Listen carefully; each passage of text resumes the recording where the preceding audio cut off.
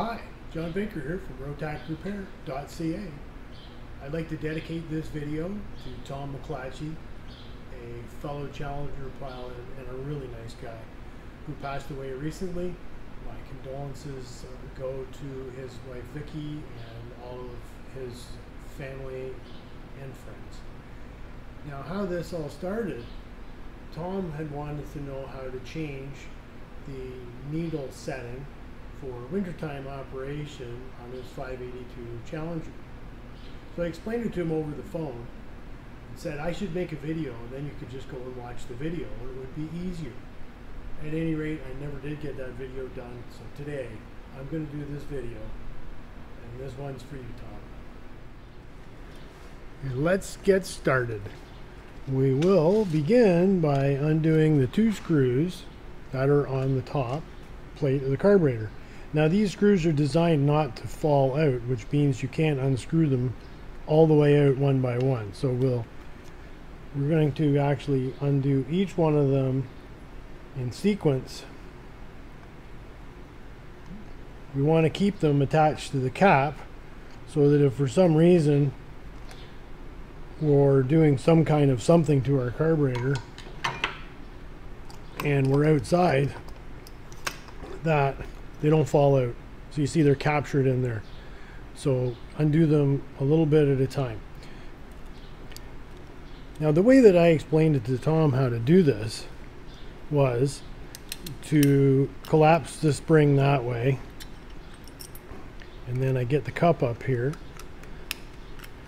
and collapse the spring completely like that, and then I can remove the cable. It fits in this sort of figure 8 shaped hole there, so I'll put it back in, comes up towards the center, and it locks in. Now, the problem was, and I didn't find this out until after, when Tom phoned me, he was all impressed that he had done it all himself and it worked perfectly, is that he said, you know, I couldn't squeeze that because of the arthritis in my hands. He said, you told me about screwing the spring on. Well, I reversed it and I screwed the spring off. And I thought, that's when I said I'm going to make a video for that. So we'll spread it a little bit here and get it around the cable. And I'll try and keep it in the view here. And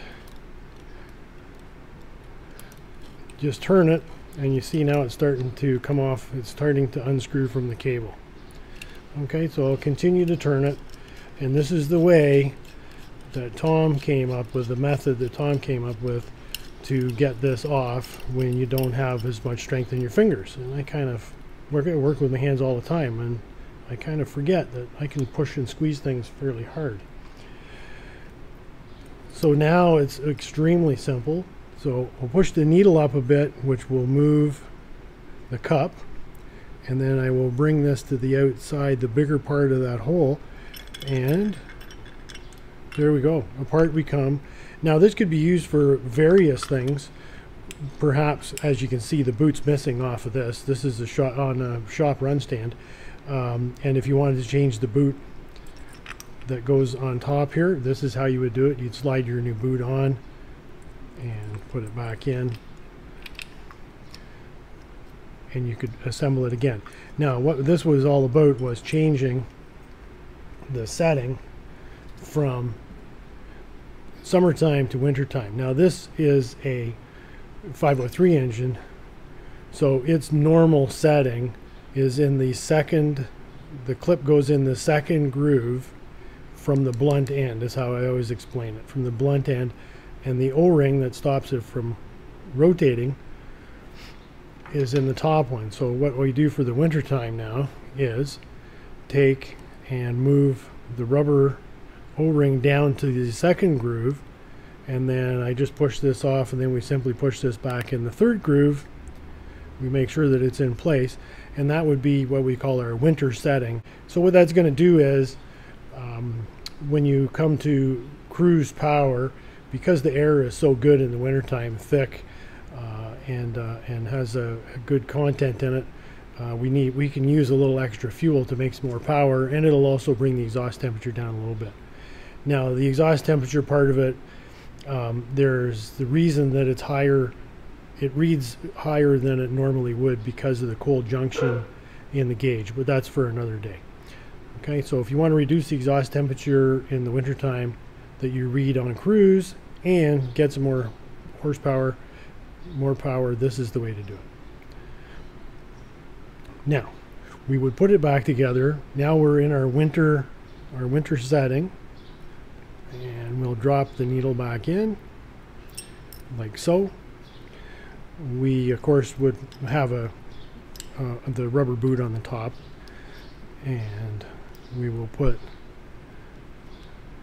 the cable through the plastic spring seat, and I generally sort of pinch it with my thumb there so it can't fall off, and then we're going to reinstall it through the bigger part, and then it drops toward the bigger hole, and it drops towards the center, and now it's locked in. You see where it's locked in there? Now we will turn it over. Gravity will help us, and we will drop the spring seat in, and then I'll go with the original process, which is what I mentioned to Tom was easier, is to screw the spring back on. So all we're going to do is take it in the first loop and back it up on like that, back it up until the end drops over. Did you see how it dropped over? Yes. Then we'll turn it, and we will simply screw the spring back onto the cable. So this method is the way that